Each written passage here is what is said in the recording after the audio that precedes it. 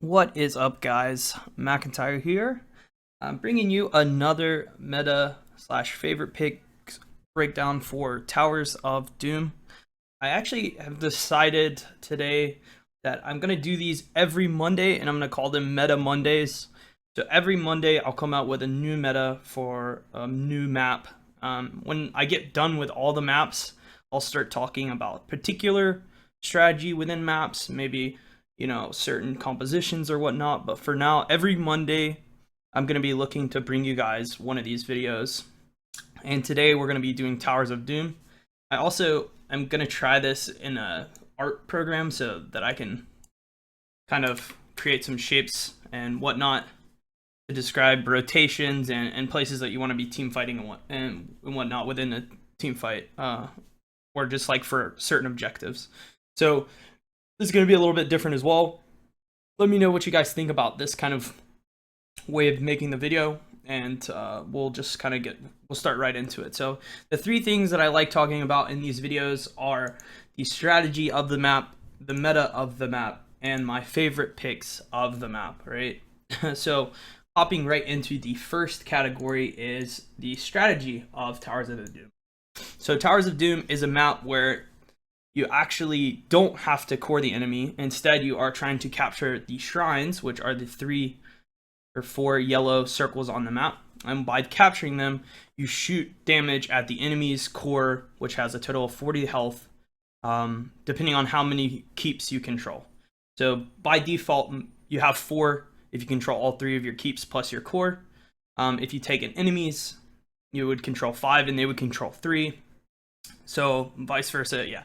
Just kind of whatever you control on the map, you're going to shoot at the core. So what does this mean for the map? The one thing about Towers of Doom that I think is the most unique is that it's one of the few maps where, to me, pushing doesn't really matter. And by that, I don't mean that taking keeps is bad here, but if you let the other team, let's say, backdoor top keep, your base is not open and catapults aren't coming after your core. So by losing structures on this map, you're not out of the map, okay? And another thing that means is that this map typically goes to the late game, because the map won't just end in 7 minutes like Battlefield for Eternity. Let's say the other team has Sylvanas on that map and gets a good boss, right? They can just core right then and there. On this map, you can be losing the game for the entirety of the game, but the other team has absolutely no way to end you until they get the shrines or they control maybe a 6 cap. But for the most part, 6 capping on this map is very hard to do unless you ace the other team late in the game and they respawn late and don't have the time to kill the buildings. In which case, most of the time, the other team can even knock a building down before they lose the game. But I guess the main point, and I'm kind of going on a tangent here, is that this map is unlike all the other maps in the fact that if the other team's ahead, your team still has a chance to win. And it just comes down to maybe a team fight or so. But we'll talk about kind of the way that the map's set up. So on Dragonshire, we said, that most teams run a 1-4 strategy. I'd say Towers of Doom is a lot like Dragonshire. Normally, we see 1-4 strategies where we have a strong top laner, maybe a Zagara or a Thrall, someone who has a hard time dying to ganks. Just kind of sit up top and soak. Not a lot of push going on there. You just want to be safe and not die, as the top lane is usually the most open to getting ganked. And then you want a pretty strong four-man. For me, I typically, you normally see a good wave clear, something like that, and a 4-man that can fight the enemy team. And then what ends up happening on this map normally is, once you have this 1-4, the most of the time you split into a 1-1-1 with 2 people roaming. And the 2 people roaming are normally, like, let's say a stun tank and a Kel'Thas, okay? So an ETC Kel'Thas roam is really good on this map, or an Anubarak Kerrigan, right? So really strong 2-man that's going to duel really well and keep the other team from rotating, okay? And they can also kind of maybe skew a team fight bottom, catch someone out. A lot of the time, this map is one of the maps that ganking isn't necessarily as prevalent as others.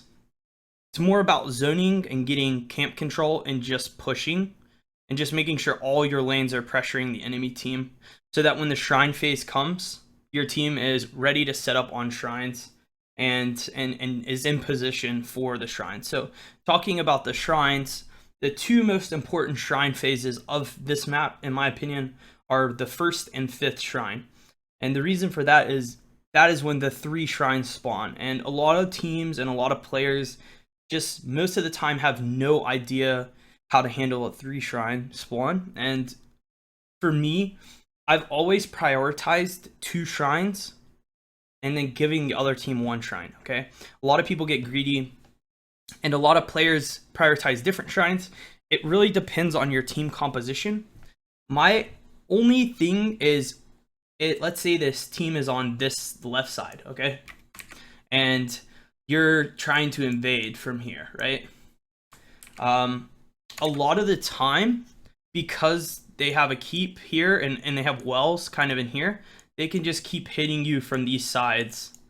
And it's so hard to capture that point. So I normally like to prioritize your top right and the bottom one, okay? And for the most part, you can get the top right one with 2 people. My favorite split for this map is 2 top, 3 bot, okay? And the reason for that is for top, you put 1 person kind of, you put 1 person here to block for the person who caps, right? And then once they've captured that, then they rotate down and we fight for the bot shrine, right? And the other 3 people are normally your roam group, okay? So like your Kerrigan and your Anubarak, let's say, with ranged assassin. So you just want to poke at them until your team rotates or try to find a pick on them and then immediately win the shrine. So that's normally my favorite split on this map. Sometimes you see teams give bot, take top right, and then commit hard to top left. The only problem is if you don't get the capture before the enemy team spawns and comes as 5, it's just so hard to take this top left one if they're on the left side. So I normally don't do that shrine. It is really important on the 5th shrine in particular that your team doesn't die right before the shrine. Dying before the first shrine, the first triple shrine, is not that bad because your spawn timer is so low that you can probably spawn and get back into position. But on the 5th spawn, it's usually like a 30-second death timer, and you see a lot of teams just not think about the fact that the 5th shrine's spawning and that they need to get healthy and get in position. Let's say maybe even take a keep before the shrines are spawning. So it's a huge, I just want to make a note of that for anyone who's using this video for like chair league or as a new amateur team, to have someone on your team remember and count the shrines spawns that have happened. Because on the 5th shrine, you can also maybe play aggressive on the other team, kill them, and get a triple shrine and get really far ahead. So the next kind of point of this map and how a lot of teams can gain advantage is these bottom 2 easy camps, also the top camp. But these are the pumpkin spawns, and you kind of take control of these so that you can keep bot side pressured at all times in the game. Bot pressure, why we see a tri-lane usually bot on this map, is because bot keep protects kind of 2 shrines, right? So if you have their keep, you have pressure on these 2 shrines. The other team no longer has a way to rotate to safety, right? They have to rotate up. They'll instead of being able to run back here to this keep, right? They'll have to run up, and you get control of this whole area. And this map is all about visions when you fight on shrines, because of the way the shrine works, how you have to channel. A lot of the time, it's very difficult to just take the shrine without pushing the other team out, right? And if they control, let's say this area, okay, and you're trying to capture from here, they're probably going to be able to poke you at some angle, or maybe even come up from up top and hit you, right? But if you control the bottom keep, okay, and you have control of this whole area now, okay, and they're up kind of up here maybe, and maybe over here, you can push them out to get someone capturing. All right, so that's why holding bot is really good. And a lot of teams won't even kind of think about the fact that they've lost this keep, and they'll try to run away, and there's just nowhere to run. Your team gets a huge advantage. Obviously, on bot shrine, I think honestly, if they don't have keep and you have control of, and in the bot shrine spawns, you just win this shrine. The other team just has no way of contesting. There's just nowhere to run for them, and if they contest, like, they're probably gonna lose if they don't just outright kill you all, right? And because Towers of Doom is like a pokey sustainy, sometimes you have teams that hard engage on the map, but because it's kind of a pokey, like, who's got the taps, if you control this keep and they have no tap, nowhere to run, most of the time people will just give that up. So just want to put a high priority on bot keeps and bot lane pressure. So getting these camps out, stealing their camp, invading their camp when you can, keeping this lane pressed in is really good. And if you do get control of this keep, something that happens on the map is the other team has to rotate down here, right? And a lot of times they'll send 3 people. Your team can just very easily rotate up and get a free boss. Like, easy boss. They're going to be down here defending, and your team can just immediately pick up the boss for free. It's a great rotation. A lot of people don't use it, and it's like a free way to get in 4 damage, right? So this is kind of the strategy, the basic strategy of this map. Control keeps. All right, keeps. By taking keeps, you eliminate retreat paths, because this map is all about retreat paths. If they don't have many retreat paths, then you can kind of close out. You can push them out of areas to capture shrines. So again, just a couple examples. If you have mid keep and this shrine, then they're fighting for this shrine, right? They can no longer run this way. They can run this way, but they can't run down, okay? So that means if you cut this area and this area, then you should be able to get this shrine, right? The top right one's not so important, but if they have mid keep for the middle shrine, then you chop this area out and they have to fight you from down here, and vice versa. So that's the first strategy. The second is that you're never out of the map on this one. So remember that if you ever get down, just look to push and soak experience and wait for your kind of advantage. Maybe it'd be a 13 talent tier or a 16 talent tier. Always look for picks. When people get ahead, they tend to play sloppy. Maybe dive a keep or something. Fight there. That's where you want to be looking to fight. No base races. So once you get an XP lead, just hold the XP lead. Don't do anything crazy, because you're never trying to core them. So if you have an XP lead, don't get picked.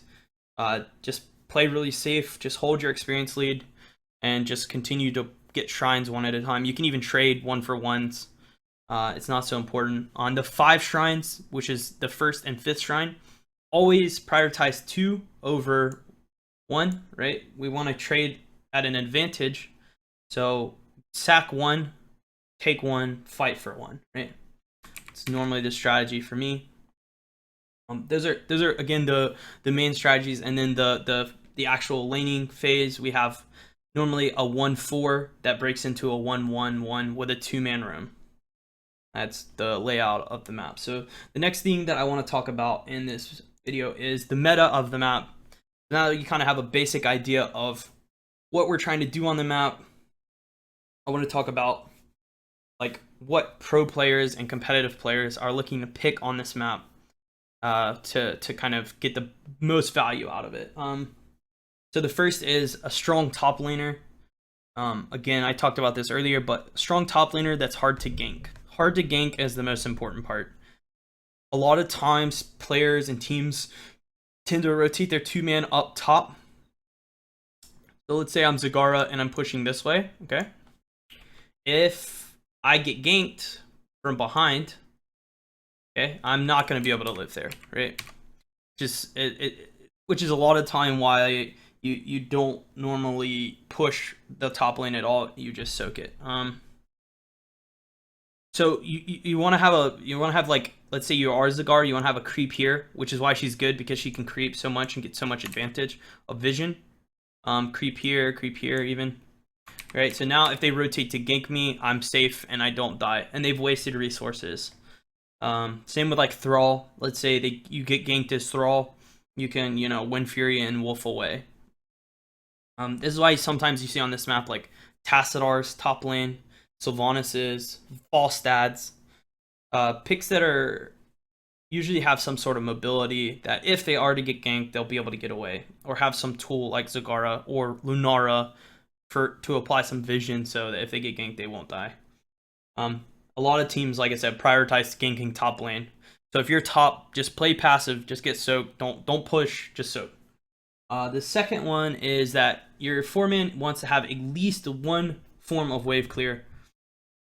If you have no wave clear, then the other team will just outpush you, and they'll control the flow of the map. So they'll push mid really quick, then they'll push bot, and then they'll get easy, and your team will still be rotating to push bot. Or sometimes if you stick to a 4-man and their team pushes mid way before you and you have all 4 people here, then they kind of chop you from getting to the bottom lane through here. And you'd never want that, which is kind of why I like the 1-1-1-2, so you always have someone soaking. But if you have one form of wave clear, then you have at least one person that will knock a whole wave out, and then you can kind of do a camp, right?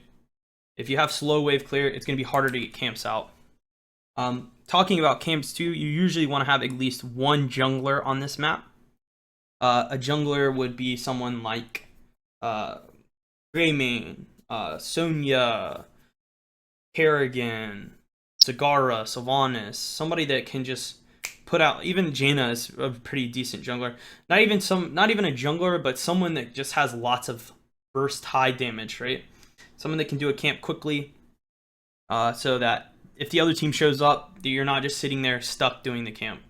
A bad example of a bad jungler would be like Thrall. Thrall does a camp really bad. He's slow. He's got a lot of single target damage, but he doesn't have a very much like burst, wave clear sort of damage for the camp. So he would be an example of a bad jungler, whereas like Jaina being able to walk up Blizzard Cone and just kind of knock the whole camp out is a good example. So you want at least one of those on your team. One thing for this map as well, poke is a high priority because the shrines and the channel on shrines, poke is really strong here. So like this is like an extreme example, but some people think that Chromie is strong on this map because if there's somebody capturing this point, right, Chromie can poke them from like up here or like over here, right? A lot of people think Chromie is good on this map, but picks like Li Ming, Anubarak, even Tyrande, you see a lot of the times on this map. Things that can break channels, a lot of teams are prioritizing those picks. If the other team can't I think, what was it? MVP Black recently just took Medivh on this map. So Medivh on this map has okay poke, but being able to portal and break a channel and then portal out is really strong on this map. Eventually, you want to overwhelm the enemy either by catching someone out, let's say a tank, or getting a good flank on the enemy team. I know they took the ultimate of Medivh that's kind of like VP, and they would cast it and then get in position to kill the target that they wanted. MVP Black did this strategy. And it works really well on this map because if you can find a pick on one person, then the enemy team's strength on the shrine just collapses. It's very similar to Cursed, just because of the channel. If you kill one person, then you can have one person channel, and then you have a 4v4, right?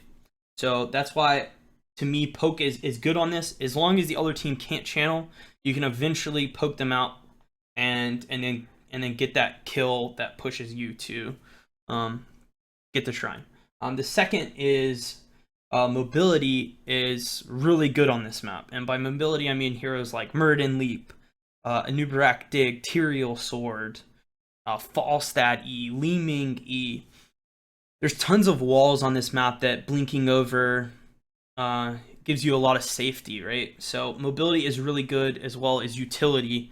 Falstad Gust, I just talked about the Medivh, even Medivh's portals and his VP. Even like D-Shield Uther and Tyrael Sync, things that can cheese you a shrine without having to fight, are really strong on this map. And you'll see a lot of the time too, teams might pick one of these heroes just to have that extra oomph on a shrine capture. So maybe someone goes to grab, and then you see the gust from the Falstad come out. That'll solidify that capture.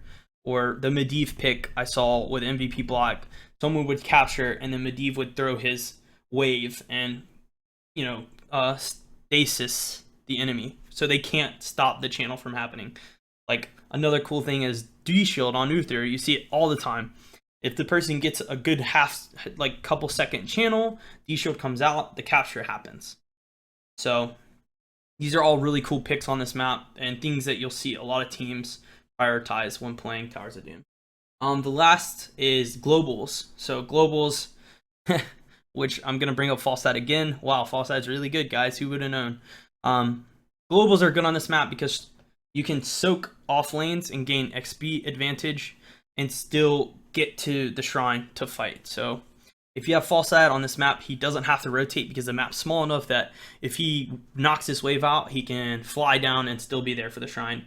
And the person who is top with him will have to rotate because they don't have that mobility. The same goes for Brightwing. We see on this map fairly a lot because of her ability to do the exact same thing. Sometimes we see Abathur used on this map. His mines are really powerful. His global soak is really good. Global picks, Vikings. There for a while was picked all the time on this map.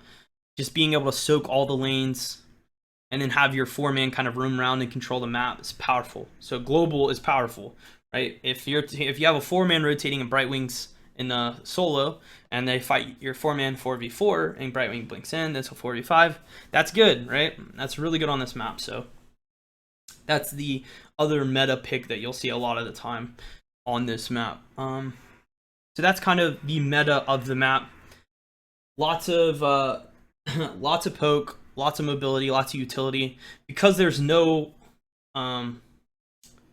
really reason to siege. All your siege power comes from your pumpkins, which is small camps.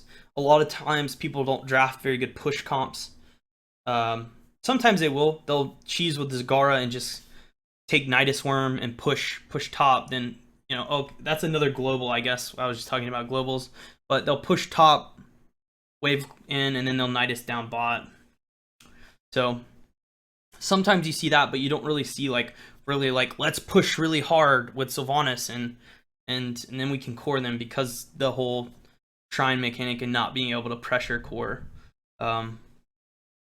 And then another thing is having a good jungler, having a good presence within the jungle, being able to camp well is really important, because the camps are, for the most part, your siege. And then, having a good game plan in taking a shrine. Like, how is your team going to take the shrine? Are you going to cheese them with a D-Shield? Are you going to, play up on them and get a pick? Are you, is ETC going to slide in and then you're going to KT combo and one-shot somebody? Are you going to just poke them out and bleed them out? Like, what's your strategy to win a shrine? Always have that idea in your head. There's lots of different ones, but you should always have a good idea going into the map of what you want to be doing to win the game. Which is going to bring me to my last section of this video, and this is going to be my favorite picks. So after talking about the meta, these picks are kind of all for the few different strategies, I would say. The first pick, and one that you've seen countless times on this map, is going to be Li Ming. Li Ming is not only great because of her poke, but this map has so many small corridors that you don't actually have to know how to play Li Ming to do well on this map, right?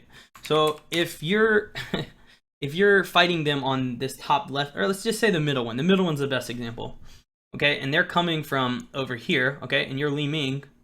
They're coming here. They're coming in, right? Li Ming, you can just throw all your stuff into this little corner, right? Let me erase some of this stuff. So you're standing here, okay? You can just throw everything here, right? And all that damage is going to connect. All the damage is going to connect. Not only that, but if they're channeling a shrine, you can just throw a magic missile at it, right? You get max range arcane orbs all the time on this map. Disintegrate's great. Once you get your blink count at 13, it's really hard to kill her. There's so many places, like she can blink from here down over the wall, like from here to like over here. Like she's got so much utility on this map. It's difficult to kill her, and I think, like, to me, this is probably one of her best maps. Like, channeling a shrine when the other team has Li Ming is terribly hard to do. The second, like, kind of most important part of Li Ming and what we all hate about her is resets. So if you do get a reset, let's say the enemy team is all kind of in this circle area, right? And you're throwing up and the Tyrael for their team dies. Like, you just go in and just keep slinging everything, and you can just kill the entire enemy team. Like, not many heroes can do that, but Li Ming can, especially on this map, because of how tight everything is.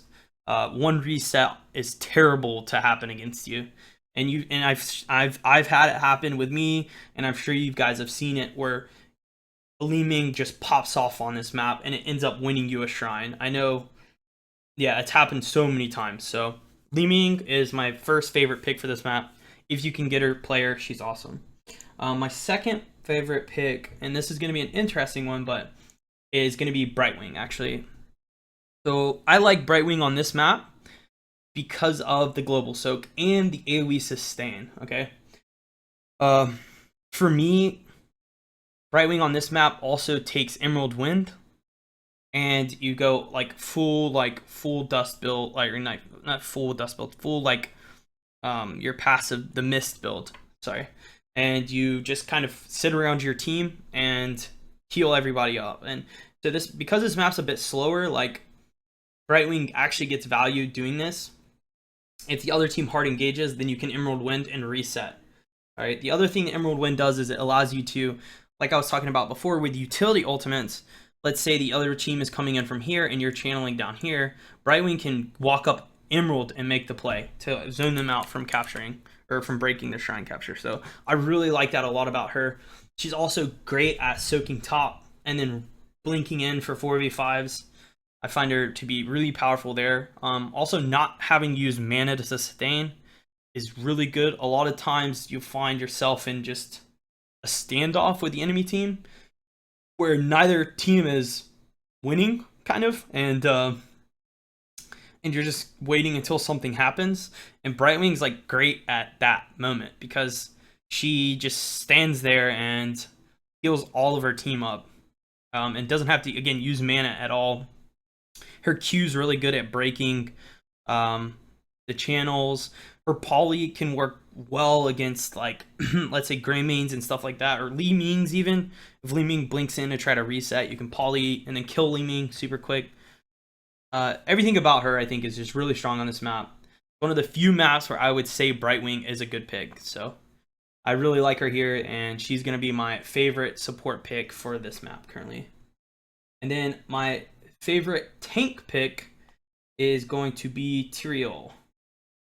So I'd really like Tyrael on this map because of the small corridors. Again, we've been talking about these over and over and over and how tight the map is, but like, his holy ground at 16 is so good. Like, if you holy ground when the team's retreating, let's say the enemy team's retreating this way, and you holy ground that little circle area, you just chop them from, like, same with like here even, like, there's just so many spaces, you know, up top, they're running away, you holy ground here.